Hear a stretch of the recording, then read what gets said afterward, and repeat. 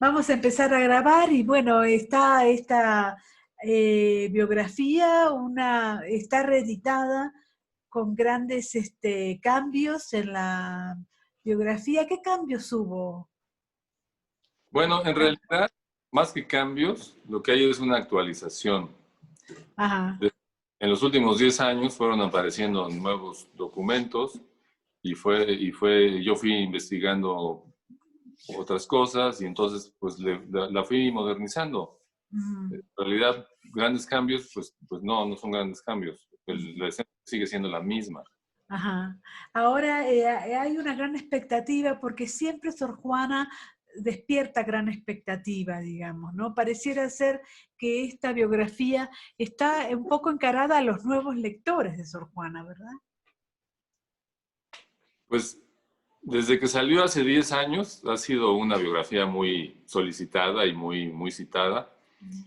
Y está dedicada a todo tipo de lectores. En realidad, pues últimamente que me la han estado comprando ya ha habido lectores de todas las edades, ¿no? Hay gente desde 60, 70 años hasta jóvenes de 25, 30, ¿no? Entonces tiene un amplio público.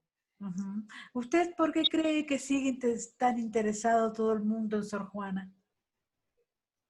Pues es un personaje verdaderamente atractivo, ¿no? Desde que ella estaba viva ya tenía muchos admiradores y muchas veces se ha repetido que los que la estudian se enamoran de ella Ujú, y pues es una gran inteligencia que, cuyo, que es como un símbolo de la gran alma que ella tuvo, ¿no? ajá. Y pues actualmente ha sido tomada como bandera de distintas causas que no le corresponden, pero eso también es un motivo, ¿no? Entonces, pues se ha vuelto presa de distintas ideologías y eso también ha provocado que se despierte un interés por ella. Pero yo creo que el interés principal es su poesía, como debe de ser. Ajá. Bueno, es lo que usted piensa, digamos, ¿no? Como debe de ser, no sé si están así, digamos, ¿no? Me parece que el feminismo la adopta como una gran clave para la ideología, ¿no le parece? Sí, a eso me refería, ¿no? O sea, ha sido presa, repito, de distintos movimientos ideológicos. El feminismo es el más notorio de todos. El feminismo que la ha reivindicado, pues en los últimos, así ya de manera ya abrumadora, digamos, en los últimos 35 años, ¿no? Ujú. Y pues ahora también los movimientos homosexuales la están reivindicando y todo el mundo quiere adueñársela. Pero lo cierto es que son movimientos que no le corresponden porque pues en su época la mentalidad era completamente distinta y entonces, por ejemplo, el feminismo, pues sí, depende de qué entendamos por feminismo, ¿no? Si es la idea de que hombre y varón, perdón, no, hombre y mujer son iguales, entonces Sor Juana es una feminista, pero eso creo que yo que lo toma del cristianismo, ¿no?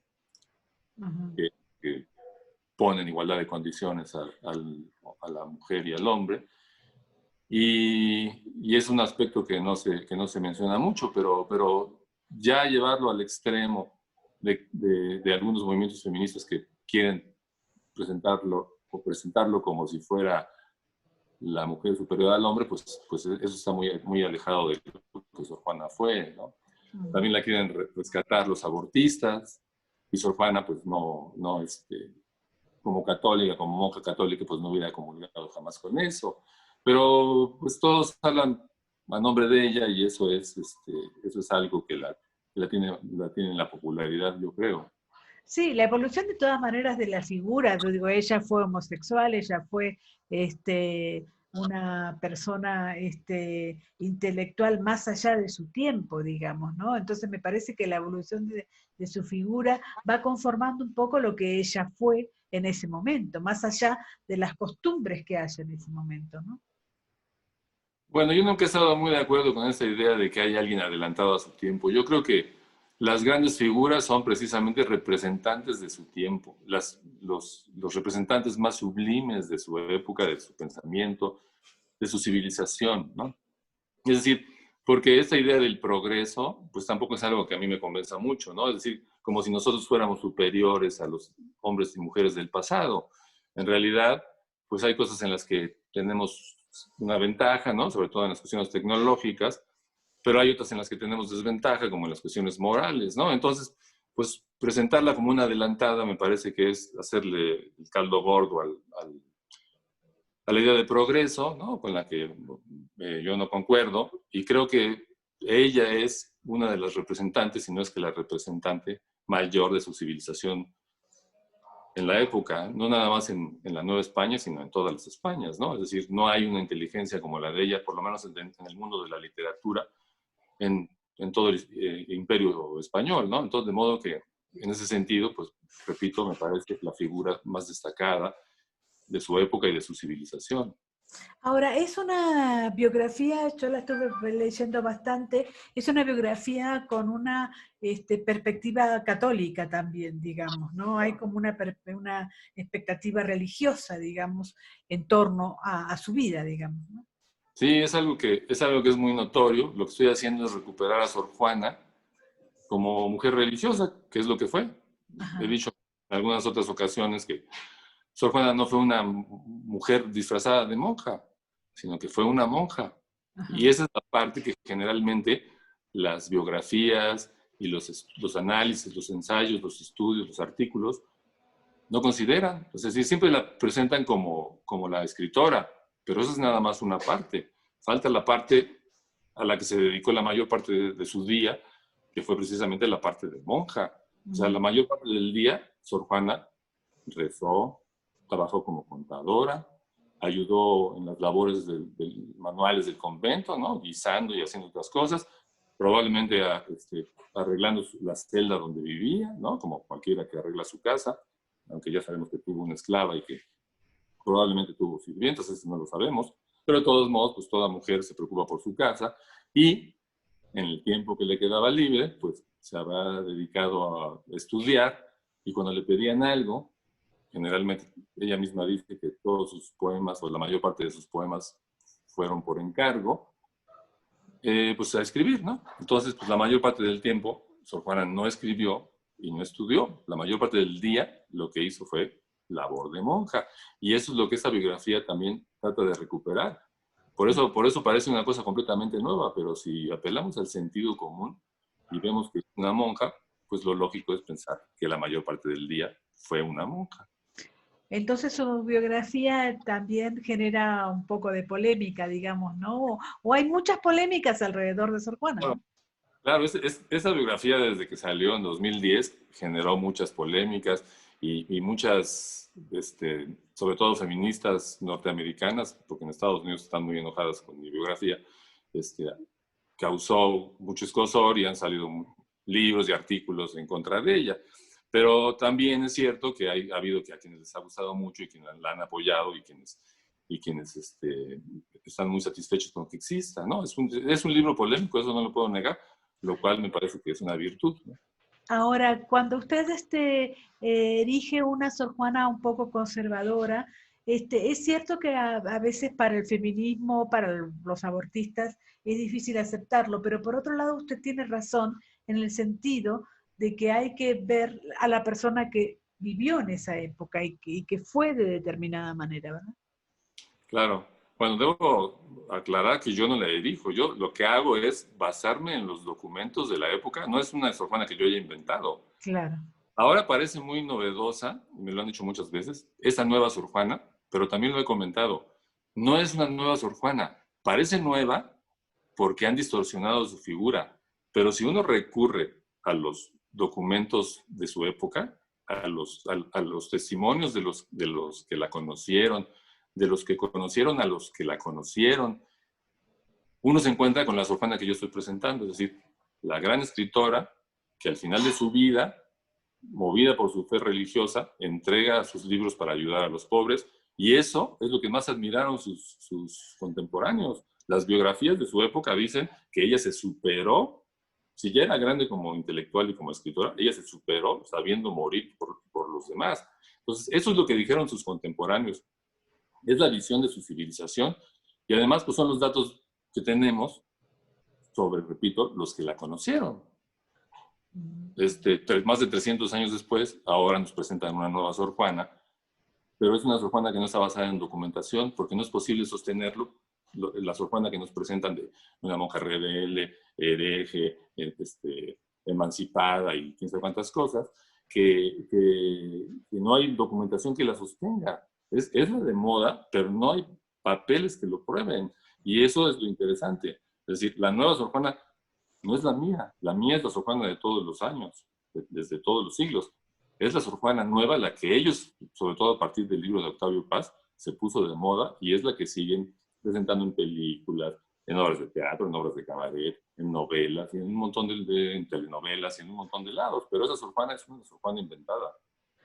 Ajá. Según los libros que usted ha consultado, según el archivo, no fue entonces una persona homosexual, no fue hereje, no fue rebelde, fue una monja instruida y que hacía los poemas fuera de su labor cotidiana. Así ella misma lo dice. La mayor parte de lo que escribió, ella cuando habla del único poema que ella confiesa por haber escrito por su propia voluntad, que es El sueño, ella dice, no recuerdo haber escrito nada por mi voluntad, sino es un papelillo que llaman El sueño. Es decir, todo lo demás dice que fue por ruegos y por órdenes de otros. Es decir, a lo mejor pensamos que está exagerando, pero no pensamos que está mintiendo, ¿no? Seguramente escribió algunas otras cosas por gusto propio. Pero lo que se prueba es eso, y que, como dije hace unos minutos, fue una monja que se dedicó a cosas de monja. Y entonces fue una buena católica. No hay ningún papel que demuestre que la iglesia la persiguió. No hay uno solo, al contrario, lo que tenemos es una serie de documentos que prueban que recibió el apoyo de la jerarquía eclesiástica para hacer sus villancicos, para estudiar y para publicar. De hecho, he presentado los documentos desde hace 10 y 9 años respectivamente, que prueban que la iglesia no la persiguió, sino al contrario. Y entonces, pues lo que es que es una Sor Juana inventada la otra, porque han torcido las cosas para presentarla como una heroína a la que la persiguen los perversos clérigos, pero repito, eso no hay documentación que lo sostenga. De modo que, pues seguir con esa historia, mientras no aparezca un papel que diga, aquí está firmado por el arzobispo, por el clérigo, que sea, que persiga a Sor Juana, pues mientras no aparezca eso, seguirá siendo un mito, ¿no? Pero es un mito muy difundido. Y eso es lo que a la gente le gusta, según parece, ¿no? A la gente le gusta una víctima y un villano. Parece que si no lo entienden así, no tienen interés. Ahora, también es cierto que me parece que usted coincidirá con todos en el sentido de que ha sido como una de nuestras primeras escritoras, ¿verdad? ¿En nuestras primeras escritoras? Sí. Sí, en el sentido temporal, no, porque pues tenemos muchas otras, ¿no? Hoy que es 15 de octubre es el Día de Santa Teresa de Jesús, ¿no? O sea, Claro. tenemos a la gran escritora de lengua española. Pero en México, pues sí, en México será la primera en el sentido temporal por su importancia, ¿no? Porque hay monjas y otras mujeres que escriben, pero sí, por su importancia, ella será la primera y será como los intelectuales católicos del siglo XIX decían, la madre de la literatura mexicana, ¿no? Así, después de la independencia, hubo una polémica entre los liberales y los católicos por cuál era el cariz de la literatura mexicana. Y eran los intelectuales católicos, Jesús Cuevas y Victoriano Agüeros y ellos, que se enfrentaban a Ignacio Ramírez, el Nigromante, y a Ignacio Manuel Altamirano. Y mientras los liberales no la consideraban una escritora mediocre, eran los escritores católicos los que decían, ella es la madre de la literatura mexicana, ¿no? Entonces es una polémica que viene de lejos, pero sí podemos muy bien decir que es la madre de la literatura mexicana y nuestra primera escritora, sí lo podemos decir. Van las dos últimas. La primera, ¿qué piensa, por ejemplo, del libro que acaba de salir, La criada de Sor Juana, que es como una novela en torno a quien la acompañaba, digamos, ¿no? Pues es la esclava de Sor Juana, Y la ¿no? esclava de Sor Juana. Pues no lo he leído y no quisiera hablar sobre un libro que no he leído, Claro. pero pues supongo que la mayor parte es ficción porque lo único que tenemos, el único dato que tenemos sobre la esclava de Sor Juana es su nombre y, y el hecho de que Sor Juana dice que se la dio su madre, pero que ya no le sirve porque en determinado momento, por una enfermedad, salió del convento y se casó, o no sé si se casó o se fue a vivir con alguien, y entonces ella dice, ya no me sirve, ¿no? O sea, ya no puede regresar al convento, entonces ya no me sirve, y por eso la quiere vender. Es todo lo que sabemos de la esclava de Sor Juana, no sabemos nada más. De Ujú, modo que todo lo que se lucubre en torno de ella, pues será ficción, ¿no? Es decir, ahí sí yo no podría decir nada más. ujú. Bueno, la última es precisamente definirlo a usted, digamos, ¿no? Cómo se encuentra con esta polémica en relación con Sor Juana y todo esto que es ficción al lado de Sor Juana, digamos, ¿no? Pareciera ser que hay como una polémica en lo que es ficción y lo que no es ficción, digamos, y usted se construye como alguien que está a favor de los archivos y de los documentos. Pues fíjese que esa es una de las grandes virtudes de este libro, ¿no? Que creo que no se ve bien, ¿no? Pero aquí lo Sí, enseñamos. sí, sí, sí, sí, sí. Lo voy a mostrar igual. Muy bien, gracias. Una de las grandes virtudes del libro es justamente que está construido con documentación. No hay un solo documento que hasta hoy, 15 de octubre de 2020, exista sobre Sor Juana que no esté incluido en este libro. Yo no he sacado ninguno, no lo he adulterado, no lo he mutilado. Aquí están todos los documentos. El libro está hecho con documentos.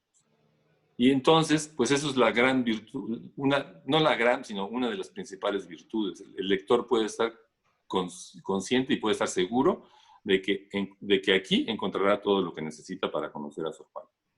Y las otras Sor Juanas, pues aquí mismo puede encontrarlo y en mis otros libros sobre Sor Juana, como la mayoría de los críticos toman lo que les conviene y esconden lo que no les conviene, o mutilan los textos, Pedro Paz era muy dado a hacerlo, ¿no? Cortar los pedazos que no le convienen, y eso en aras de hacer una Sor Juana a modo, ¿no?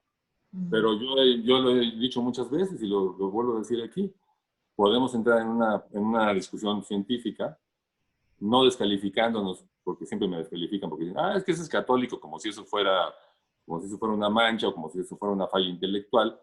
Y, y pues yo los invito a que discutamos estas cosas. Lo he hecho muchas veces, lo he hecho con gente connotadísima como Margot Glantz, que me estuvo golpeando en 2010, 2011 y 2013, y no sé qué tantos años.